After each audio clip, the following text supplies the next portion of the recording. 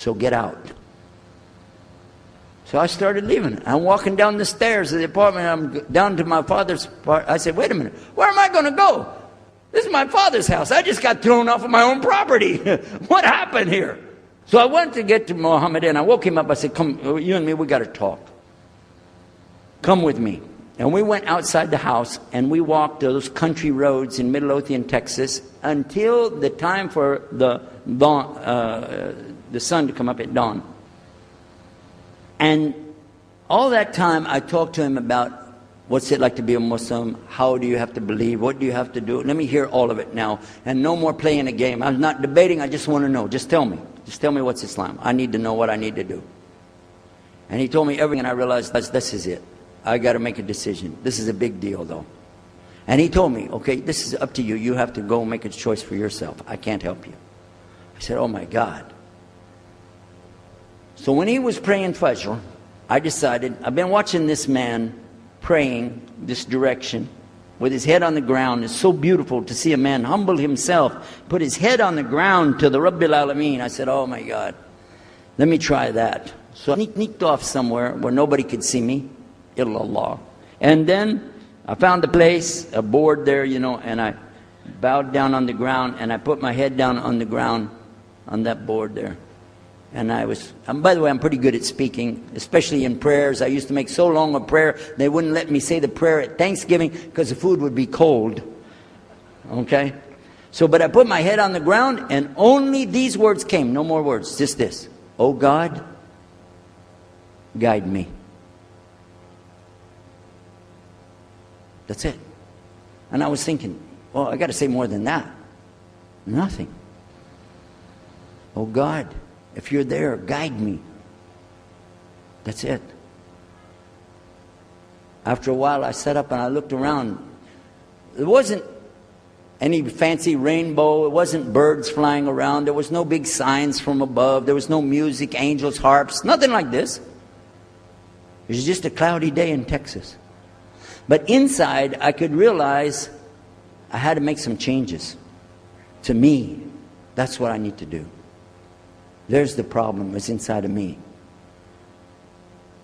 Within a few minutes, it became clear what I needed to do, and I had to develop an idea of how to pull this off. I talked to my wife, I talked to my father, I made a bath, and at 10 o'clock that morning in Midlothian, Texas, I went in front of this man named Muhammad and this new man named Yahya, who used to be the priest, and I said, Ashhadu an la ilaha illallah wa ashhadu anna Muhammad Rasulullah. Immediately after that, my wife did her shahada. Ashhadu an la ilaha illallah, ashhadu anna Muhammad Rasulullah. A few months later, my father did his shahada. Ashhadu an la ilaha illallah, ashhadu anna Muhammad Rasulullah. Step by step by step, we saw so many people enter into him. We wanted to tell the whole world what is Islam. We wanted everybody to know the real Islam. I said, how could this escape our knowledge? How could we not know about this great and wonderful thing called Islam? And it looks like all we got to do is just tell the people. I went to the imam of the masjid there and I told him, let's tell the people. Then I found out something else about us as Muslims. And that's why we've got this convention here right now. This is why we have the exhibition. So you're going to use this week to learn how you can become, inshallah, the best Muslim you can be, and how you can show the real Islam to the people that are not Muslim. This is your duty. This is your duty. This is your language. This is your people. Just as it's my duty to give the message to my people and my language. And so the same way, it's your duty to give the message to your people. Allah will not ask you if they made shahada, but He will ask you if you delivered the message. Alhamdulillah, today, I can tell you with no doubt in my mind, we have seen thousands of people give shahada. Several hundred at a time. And I don't do it through debates. I don't need to debate any Christian. I was a Christian. I am a Muslim. If you want, I can give you both sides. Easy. Okay? I'll play both parts. I'll be the Christian and tell you this, and then I'll be the Muslim and give the answer. And there won't be any argument. And I've done that so many times. And let me share one story with you before I end. I'm going to leave now. Inshallah. I was telling the brothers today that I was asked to give a talk in a church in Hagerstown, Maryland, just outside of Virginia. This was in 1999. And I went there and I gave a talk in the church on Sunday. Because I know how to address the people. How many years was I a Christian? 50 years? I know what they want to hear. Get them ready, and they said, "Oh, wow, this is normal preaching." But then when I came to the part, La ilaha illallah, I stayed on La ilaha illallah until they said, "Yes, that makes sense, it makes sense."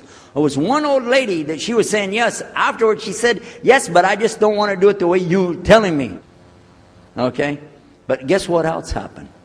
2 people did shahada right there. Hello? In the church. In front of their preacher. They said, "Yes, we agree. We like this. We want to know more. And we say there's only one God to worship. Shahadu la ilaha illallah." In front of the preacher. And one of them was his daughter. I took them to the masjid and they did shahada in the masjid that afternoon, a Sunday afternoon. And later the boy, he married the girl. They're Muslims living there now. Now, may I ask you a question? If I would debate and argue with this preacher and made him look stupid, would he ever bring me back again? No. I'm going to ask you a question.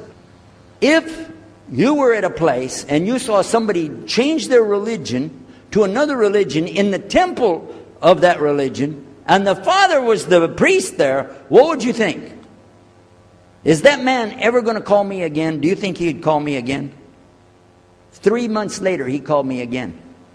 Come back again. We really enjoyed it so much. I said, "How's your daughter doing?" I want to remind him, see what he's going to say. He said, "Oh, she's doing fine. She likes Islam. It's very nice, lovely. She treats us so good. You know, we're amazed at her personality. We love you guys. Could you please come back again?"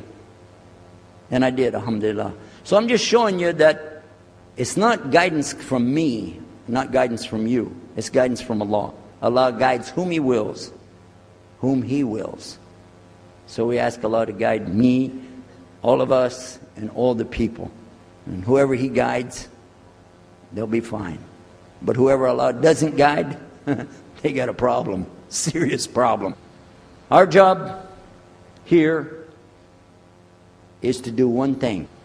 Communicate the true message. If the people don't want it, that's your choice. That's their choice. You don't have to take it. But it's our responsibility in putting this on. All the scholars that are here, it's their responsibility to tell us what's the truth in Islam and let us see for ourselves. And that's what we're going to try to do through this week. So I need you guys to listen to me. You have to participate. Your side of it. Your side of it is to show up every day. And your side of it is to bring other people. Jazakumullah khair. Wassalamu alaikum wa rahmatullahi wa barakatuh.